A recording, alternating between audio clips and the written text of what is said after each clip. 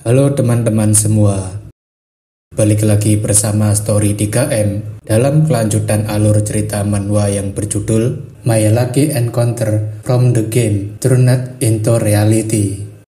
Baiklah, langsung saja kita masuk ke dalam alur ceritanya. Pada chapter sebelumnya, kita mengetahui bahwa kandidat Everil dan kandidat Putri Xiaolin sedang melangsungkan kompetisi saintes ronde kedua. Putri Xiaolin dengan bakatnya menunjukkan keterampilan seni tarian mistis, tapi Everil malah menunjukkan rutinitasnya sebagai seorang pegawai minimarket. Para penonton tentunya merasa bosan dengan penampilan Everil, namun pada saat itu juga pengembangan cerita dari pertunjukan Everil akhirnya dimulai. Pertunjukan itu tidak lain dengan menampilkan Arcia sebagai seorang villain yang akan menyerang minimarket tempat Everil bekerja. Jika kalian sadar, sedari awal Adrian muncul di chapter sebelumnya, Arcia tidak ada bersama dengan Adrian karena dia sedang bercosplay sebagai seorang demon. Mereka semua yang menonton tentunya bertanya, apa yang sedang dilakukan Arcia di sana, dan Arcia kemudian mengeluarkan suara tawa palsunya. Dengan menunjukkan ekspresi wajahnya yang datar, Arcia memperkenalkan dirinya sebagai Master Iblis Kerakusan. Arcia mengatakan jika dirinya selalu haus akan makan 3 kali sehari dan selalu memakan camilan setiap kali sedang melakukan sesuatu. Arcia akan merebut semua makanan yang berada di minimarket ini tanpa tersisa sedikit pun dan ia tidak akan mau membayarnya. Melihat Arcia sendiri, rasanya kita tahu bahwa dia sedang bekerja keras untuk menjadi seorang villain yang sejati, namun karena aktingnya yang tanpa ekspresi membuatnya terlihat kaku. Orang-orang yang melihatnya tentunya tercengang melihat akting Arcia yang luar biasa datar, bahkan Adrian hanya bisa mengacungkan jempolnya untuk mendukungnya. Kameramen menanyakan apakah semua ini akan baik-baik saja, dan Adrian mengatakan ini bukan masalah karena semua ini hanyalah bagian dari akting. Karena ini adalah bagian dari pengembangan cerita yang dibuat untuk pertunjukan, Everil tentunya harus menunjukkan ekspresi terkejutnya dengan serangan demon yang mendadak. Sebagai seorang pegawai minimarket yang teladan, Everil meminta agar para pelanggan segera menuju ke pintu darurat karena minimarketnya sedang diserang. Sambil mengeluarkan suara tawa palsunya, Arcia mengatakan memangnya bisa apa seorang pegawai minimarket rendahan yang sedang berdiri di hadapannya. Arcia kemudian menyuruh agar pegawai minimarket segera menyerahkan semua camilan yang ada di sini dan ia akan membiarkan pegawai minimarket mati tanpa rasa sakit. Everil tentunya tidak akan membiarkan demon jahat mengambil semua camilan yang ada di minimarket, dan bersamaan dengan itu, Everil mengeluarkan relik suci yang dipinjamkan dari Adrian. Arcia mengatakan sebaiknya pegawai rendahan tidak coba-coba untuk melawannya, dan sebaiknya dia menuruti perintahnya saja, atau dia akan mati dengan cara paling mengerikan. Pertarungan antara Everil dan Arcia akhirnya dimulai, dan itu menjadi pertunjukan untuk memberikan kesan menegangkan pada penonton. Bahkan kameramen sendiri ikutan terkejut dengan pertarungan itu. Kameramen menanyakan apakah semua pertarungan ini juga bagian dari akting, dan juga apakah aura blade yang dikeluarkan oleh Arcia merupakan sebuah tiruan.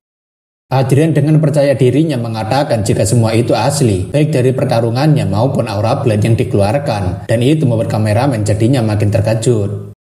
Kameramen menanyakan bagaimana jika pertarungan ini malah membuat Everil terluka, dan Adrian mengatakan tidak perlu khawatir soal itu.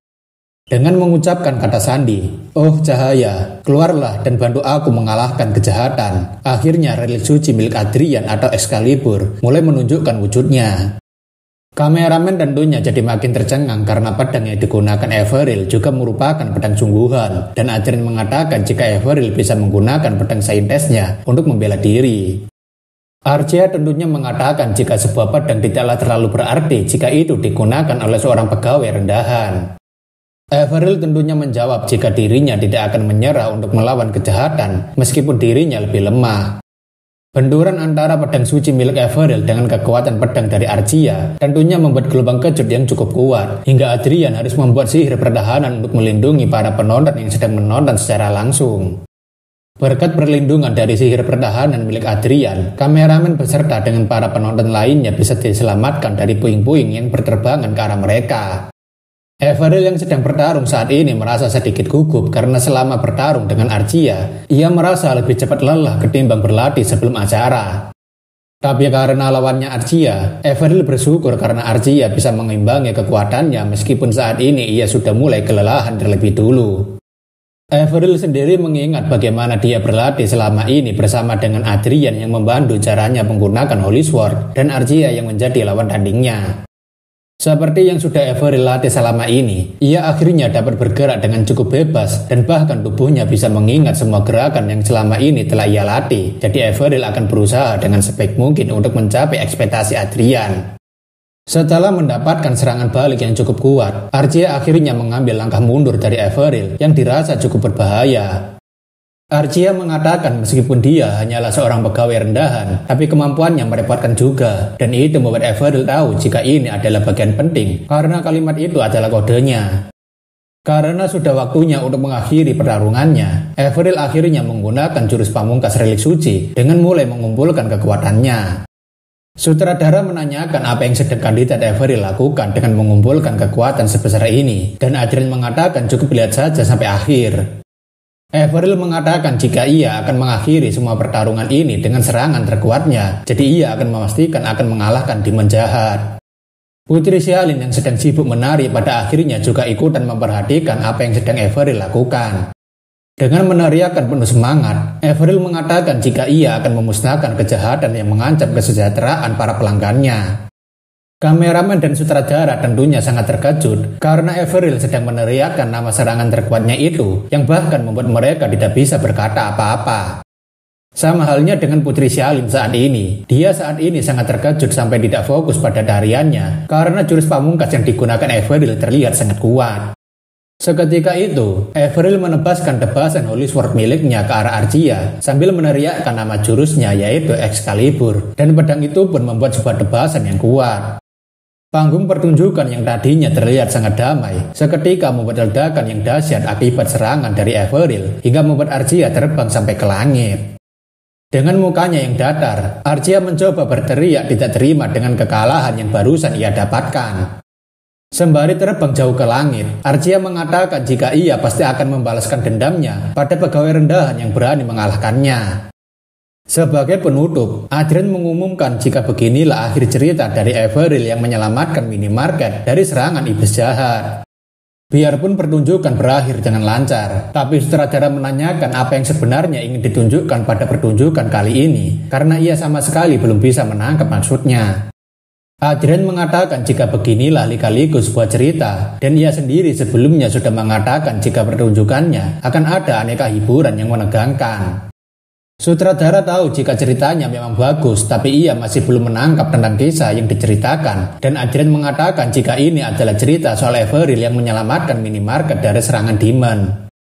Selain itu, Adrian ingin agar mereka semua mengingat baik-baik jika pedang yang digunakan Everil adalah pedang Holy Sword yang asli, dan bukanlah sekedar tiruan, tapi itu membuat semua orang jadinya makin terkejut. Bukan hanya orang-orang yang berada di depan Adrian, tetapi juga Putri Xiaolin beserta dengan macan putih jadinya sangat terkejut dengan perkataan Adrian bahwa pedang Everil adalah Holy Sword asli. Setelah mendengar jika Adrian mengumumkan bahwa pedang yang digunakan Everil adalah Holy Sword asli, Sharon tampaknya langsung datang dengan menahan seluruh amarahnya. Melihat dari wajahnya saja, Adrian sudah tahu pasti maksud kedatangan Sharon yang langsung menghampiri mereka ke lokasi kompetisi dan menyuruh untuk berkumpul. Tanpa basa-basi, Sharon memberitahu bahwa poin yang didapatkan oleh Everil akan dikurangi karena menggunakan Holy Sword sebagai pertunjukan dalam kompetisi pamer bakat. Setelah insiden itu, berita mengenai panitia mengurangi poin kandidat Everil pada kompetisi ronde kedua akhirnya tersebar luas karena panitia menganggap jika itu bukan sepenuhnya usahanya sendiri. Beberapa netizen bahkan merasa jika kompetisi kali ini sepertinya sangat seru karena banyak sekali dramanya. Bahkan ada juga yang masih ingin melihat akting dari Archia yang berapi-api. Everil meminta maaf karena mereka berada di posisi keempat pada ronde kali ini, dan Adrian mengatakan tak perlu meminta maaf karena ronde kedua sendiri merugikan Everil meskipun dia sudah melakukan yang terbaik. Biarpun poin yang dikurangi lebih banyak daripada yang mereka duga, tapi rencana untuk memberikan kesan akrab pada penonton akhirnya berhasil. Bahkan Everil mendapatkan peringkat 1 di ranking penonton, jadi Adrian berharap agar Everil selalu bersemangat. Everil tentunya senang dengan dukungan positif dari Adrian, jadi ia akan melakukan yang terbaik sampai akhir. Dan Adrian juga senang karena kontes saintes yang panjang sudah hampir berakhir. Namun tentunya, sebagai sumber masalah yang selalu mencari masalah, kali ini masalah lain sepertinya muncul dan membuat Perseus harus melaporkannya pada Adrian. Perseus memberitahu bahwa negara Prius mendapatkan kemenangan mutlak atas peperangan melawan Kekaisaran Bringum, dan itu membuat kehebohan di mana-mana. Pada akhirnya, masalah serius itu membuat kontes saintes ronde ketiga harus ditunda karena insiden tak terduga, di mana tak pernah ada yang membayangkan kemenangan Republik Prius atas Kekaisaran Bringum. Sekarang kita berpindah ke aula Kekaisaran Bringum, di mana saat ini Edward sedang mengumpulkan seluruh menterinya untuk membahas sesuatu yang penting. Edward yang mendengar jika Kekaisaran mereka bisa kalah melawan Republik Prius, tentunya tidak mau tahu dan ia akan mengerahkan unit utama. Raja Kekaisaran Bringum yang sangat murka dan tidak bisa menerima berita kekalahan telak kerajaan mereka, akhirnya langsung memerintahkan untuk memaksimalkan upaya penghapusan Republik Prius dari peta.